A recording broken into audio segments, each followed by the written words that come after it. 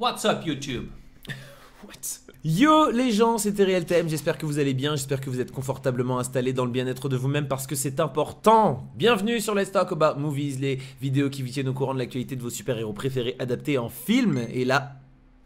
Ta gueule! Je suis accompagné de Chris LTM. Comment tu vas, Chris? Moi. Bah écoute, bien, tranquillement, voilà, il pleut. Ouais, aujourd'hui c'est une catastrophe.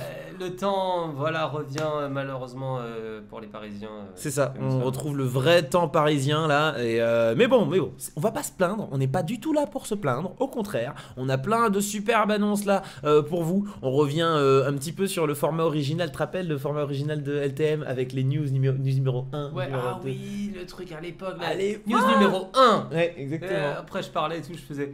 Non, j'étais pas encore allé sur la caméra et tout. Non, pas encore. Alors que là, je m'en fous. C'est vrai qu'à l'époque, c'était un truc assez marrant. Mais là, je sais pas si on va garder une seule et même vidéo avec toutes les annonces ou si je vais faire plusieurs montages. Peut-être que sur YouTube, je ferai une seule et grosse vidéo. Et sur Facebook, je ferai plein de petites vidéos. Je ne sais pas. Toujours est-il que aujourd'hui, on va parler de plusieurs choses. La première chose qui nous intéresse, c'est DC Comics. Enfin, DC, surtout, du coup, le Snyder's Cut. Le Snyder's Cut qu'on attend comme pas permis. T'es hypé ou pas, toi? Pas tellement, mais Ouais. Le Snyder's Cut, il a hypé beaucoup de gens. Et ce qui est assez intéressant, c'est que quand ça a été annoncé, on se demandait un petit peu s'il y allait y avoir des reshoots ou si ça allait être uniquement du CGI ou en image de synthèse, qu'ils allaient donc refaire certaines scènes, etc. Mais il y aura bien, en effet, du coup, des reshoots avec les acteurs qui vont revenir. Et il y a un acteur en particulier qui va revenir, et ça, c'est une super bonne nouvelle. En tout cas, moi, je suis très content. On va voir si tu es exactement Ben Affleck. Le Batfleck is back, y'all. Et ça c'est stylé. Ouais, franchement, ça c'est stylé. Ça c'est stylé. Parce que toi, tu faisais partie des personnes qui... Moi, j'aime bien Ben Affleck. Toi, t'aimes bien. Donc le Batfleck, c'est Robert Pattinson, j'ai eu peur. Oui, on se rappelle, tu m'as appelé, t'es en mode... Ah, il est trop bien, tout ça. Il était en mode fanboy comme pas permis d'être fanboy. Mais de ouf. Mais Ben Affleck, j'ai toujours kiffé. Je trouve que il fait Batman, mais vieux. Ouais, non, il fait un très... Ouais, moi, je trouve qu'il a fait un très bon travail en tant que Batman. Juste le problème, c'était que les films n'étaient pas bons. Mais c'était pas lui qui était pas un bon Batman. Non, tu vois, je pense que c'était ça le problème. Même les scènes de combat étaient de ouf. Oh là là. De ouf. Mais du coup, là, ce qui va être vraiment intéressant, les amis, c'est que Ben Affleck revient sur le tournage pour tourner quelques scènes. A priori, il devrait y avoir à peine une petite semaine de tournage, peut-être 15 jours. Donc, c'est vraiment quelques petites scènes. Et à mon avis, ce ne seront pas forcément sur des scènes de combat, trucs de ouf, etc. Au contraire, je pense que ce sont sur des scènes de discussion où on apprendra des choses sur les acteurs. Parce que sur les scènes de combat, ils auraient largement pu prendre un stunt double. Comment on appelle ça en français? Un cascadeur. Un cascadeur, voilà, ils auraient pu prendre un cascadeur, ou sinon ils auraient pu le faire en image de synthèse, mais finalement ils ont décidé de faire revenir des acteurs qui coûtent de l'argent en plus. On a le budget final. À ton avis, le budget final de Justice League, là, de Snyder's Cut, ils avaient annoncé 30 millions de dollars, ce qui était déjà ouf. À ton avis, aujourd'hui on est à combien? Bah moi je pense qu'on est dans les alentours de 70 millions.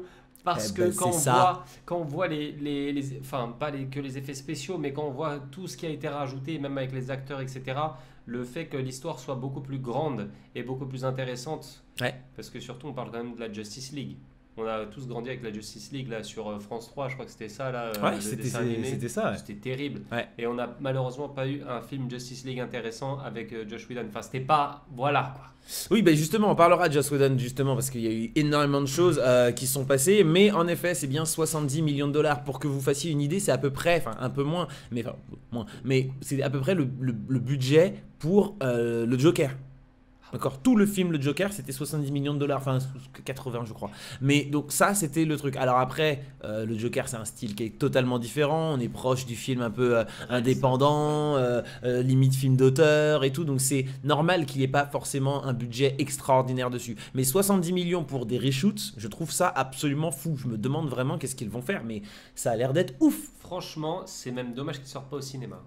Ouais, bah bref, vu la situation actuelle des cinémas, je sais pas où on en sera quand le film sortira sur HBO, mais je trouve que c'est bien justement qu'il soit sur une plateforme. Comme ça, on peut tous se réunir avec les copains, se poser devant la télé, mater le film, et c'est totalement ce qu'on va faire. On devrait faire une session où genre on fait ça au poney, sur le rétroprojecteur. Oh là là. Et on fait venir des gens et des abonnés aussi.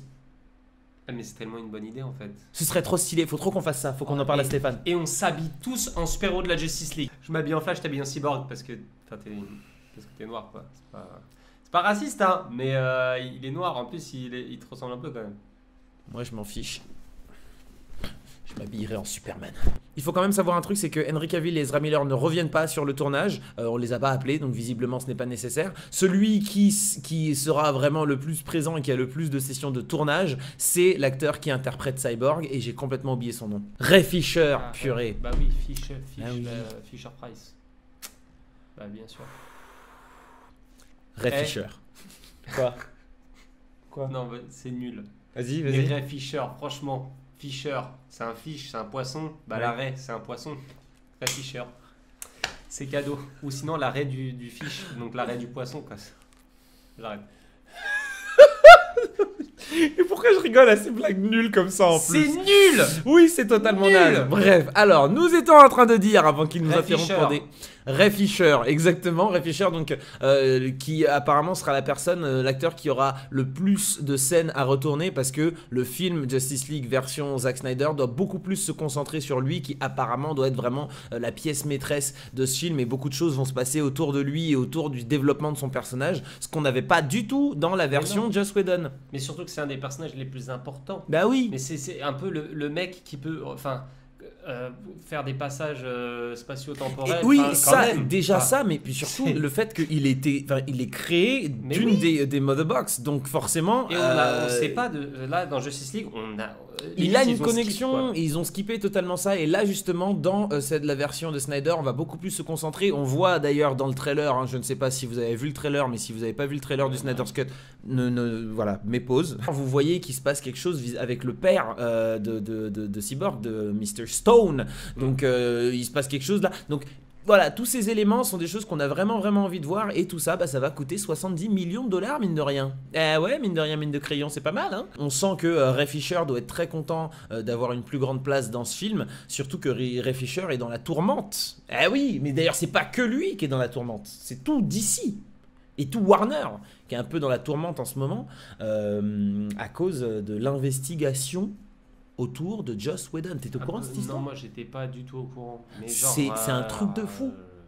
Il y a un hashtag, je crois que le hashtag c'est Stand by Ray Fisher ou un truc dans le genre. Du coup, il a fait quoi, Joss Whedon? Alors, Joss Whedon, ce qui apparemment, on ne sait pas exactement ce qui s'est passé, mais visiblement, il aurait été très très dur à supporter pendant les reshoots.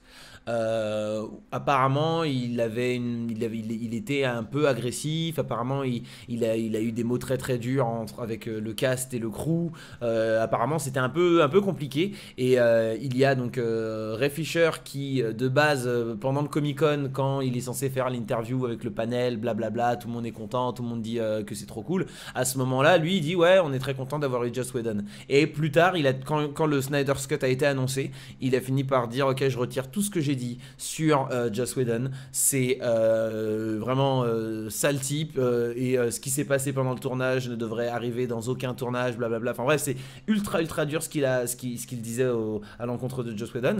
En plus de ça, il y a Jason Momoa. Ouais, quand même. Jason Momoa qui est venu et qui a dit je suis totalement d'accord, il faut que Warner prenne ses responsabilités là-dessus, que DC également. Il s'est passé des trucs vraiment messed up là-dedans. Donc c'est ouf que Jason Momoa dise ce genre de choses. Il y a eu plein d'autres acteurs, même des acteurs qui sont pas forcément très connus, qui n'ont pas forcément des grands rôles dans la série, dans le film, pardon, qui sont intervenus et qui ont mis le hashtag également de soutien de Ray Fisher. C'est rare de voir déjà. Moi, je connais beaucoup de Jason Momoa, et même c'est un de mes potes. C'est un de tes potos, bien sûr. J'avais la même coupe il y a 2 semaines. Ouais.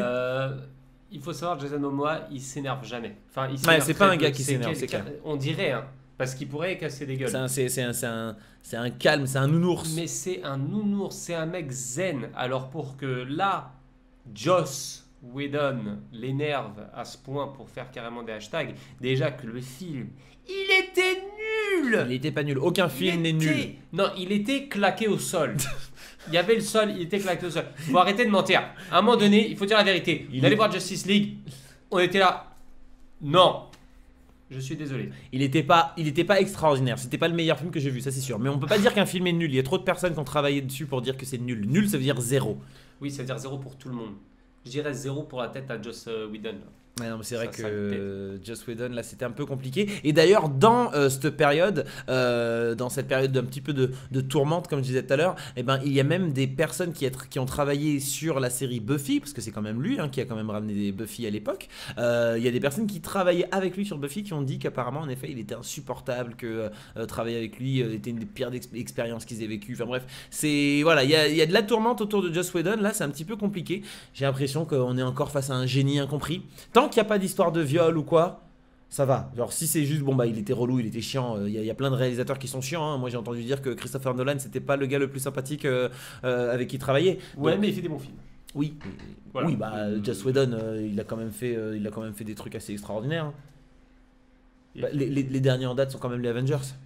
Ah oui, oui, oui. Ah, oui, quand même. Donc, en tout cas, il y a beaucoup de choses qui sont en train de se faire dans cet univers d'ici, et en particulier autour de Flash. Vous savez, Flash sera très important dans le film Justice League, mais depuis le DC Fandom, que vous avez bien évidemment regardé, il y a eu les annonces autour du film Flash qui arrive, et ça va être vraiment, vraiment ouf, avec Ezra Miller, si tout se passe bien.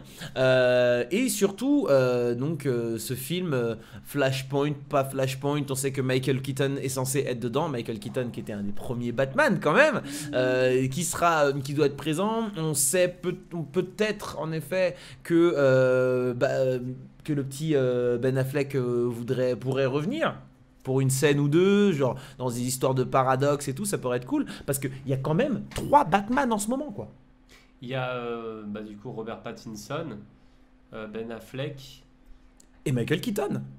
Vu qu'il vient d'être pris. Ouais, bah oui. Donc là, à l'heure actuelle, il y a 3 Batman qui existent dans les films. Et en plus, ça correspond parce que Batman Robert Pattinson, c'est le plus jeune.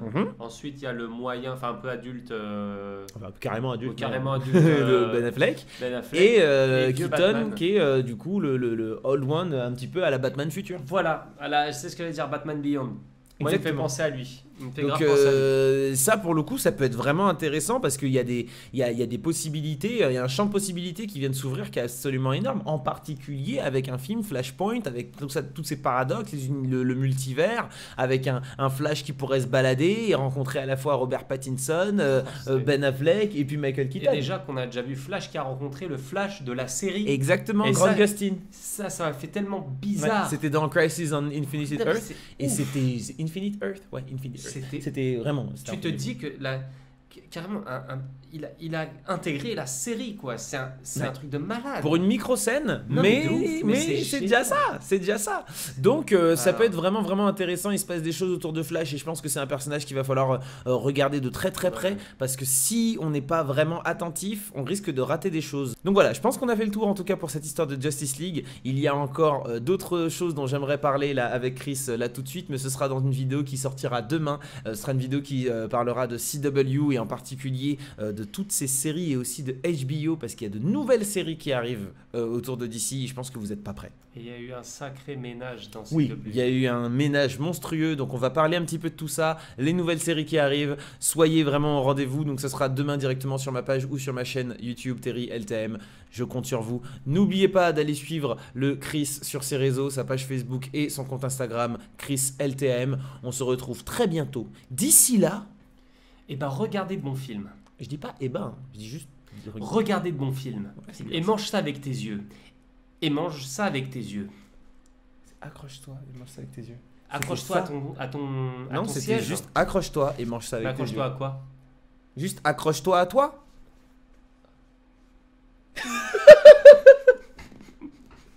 Bref, peace. Accroche-toi.